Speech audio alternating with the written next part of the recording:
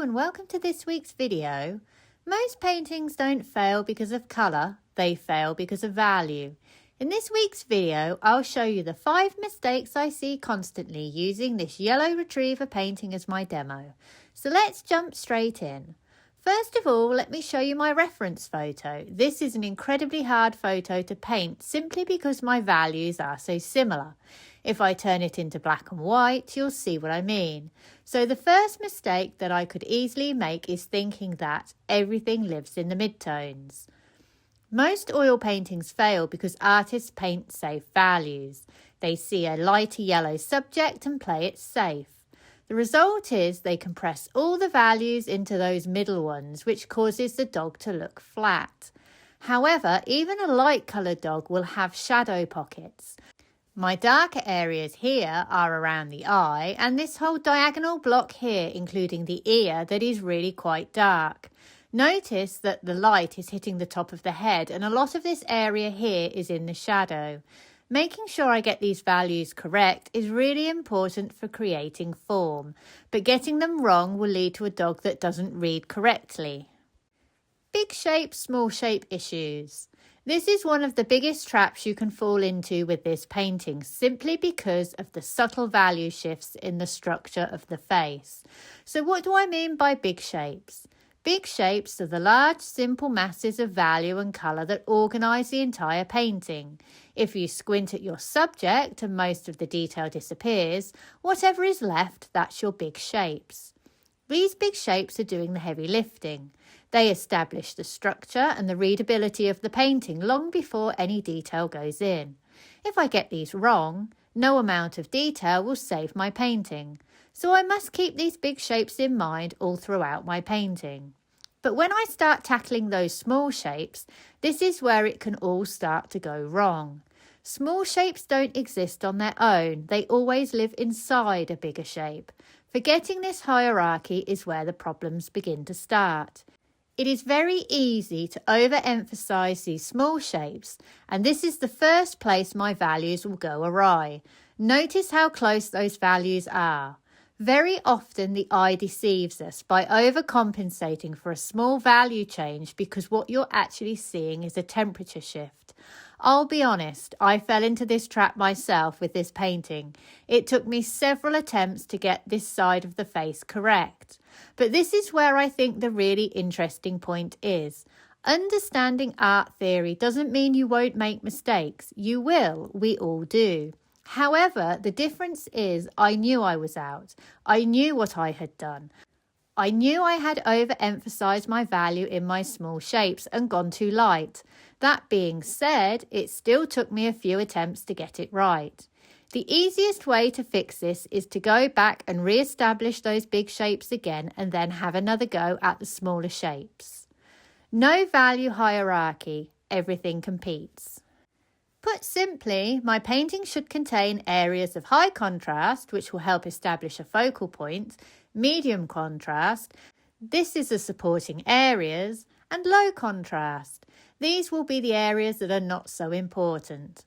As my values are quite similar on my dog's face, I created my contrast with my background to help my dog pop. Notice I placed quite a light area here to try and draw your eye into the right focal point of the face. Often, if you have similar values, you'll have to create some contrast somewhere. Where you have high contrast values in the subject you are painting, you can choose a medium or even low contrast background. Light values are not actually light. It is a very common mistake to misjudge your light values. The lightest value on my dog exists where light hits the subject most directly. That is all along this side. If I turn my reference photo into black and white again, see how dark it actually is. The temptation is to overdo it and load on the white, but what we are actually seeing is more colour. This area here is more muted than this area here, so we need to use at least one of our cadmium colours to get that bright colour. Remember, white desaturates everything, so where I am dealing with more saturated lights, I always use a cadmium colour and maybe a transparent colour because they hold their tinting strength well when mixed with white. Here I use cadmium yellow plus transparent red oxide plus white to get that bright light. If you are struggling accurately to judge your light values, hold a white card up to them and you'll get a better idea of how dark you need to go. Colour confusion. Lastly, I am going to speak about colour confusion. Remember that every colour has a value. So cadmium red has a darker value than cadmium yellow. Ultramarine deep has a darker value than both red and yellow. When I add cadmium yellow to my blue, it not only changes the colour, but it changes the value too. This is where understanding your palette is really important. An opaque colour will always significantly affect your mix and therefore your value. A transparent colour will not affect dark mixes. Therefore, if you are trying to push a dark value yellow and you use your cadmium colour, your mix will lighten. However, if you add a transparent yellow oxide to a dark mix, it will not affect the value. This is why transparent colours are useful. Many artists get caught up in the mixing and forget that any additions to their colour may change their value.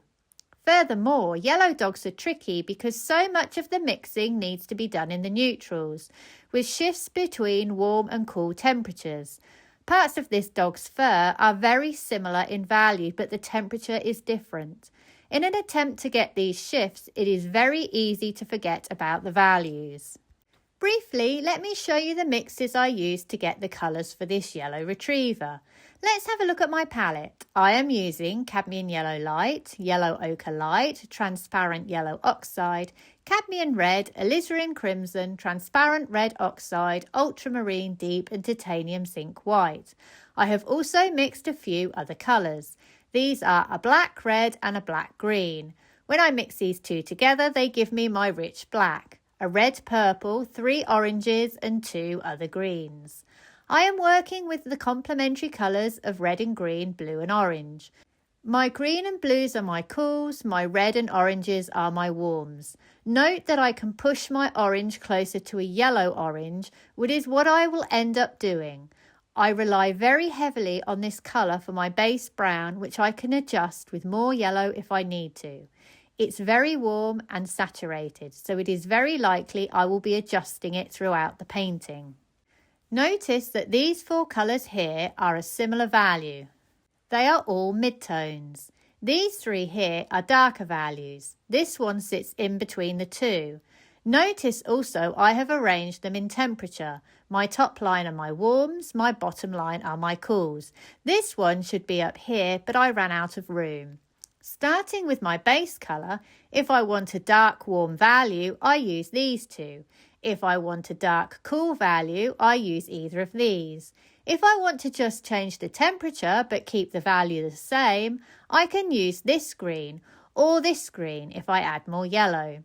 If I want to change the colour of my base brown, I can add either of my oranges or maybe my transparent yellow oxide. If I want to lighten it, I can add either of these 2 yellows or my white. Arrange your colours on your palette in terms of temperature and also value.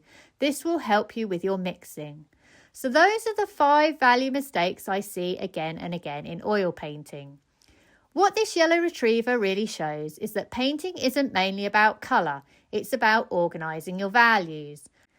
When the values work, the form reads correctly, the light makes sense, and mixing the colour becomes easier. If you're ever unsure, simplify, squint at your subject or turn your reference photo into black and white and focus on your big shapes before anything else. If you would like to come and paint with me in oils, join my workshop on the 3rd of July. You'll find the link in the description below. There are also more details of lesson opportunities on my website, sarahhallidayart.com. If you found this video helpful, hit that like button and subscribe so you don't miss future painting tips. Thank you for watching and see you next week.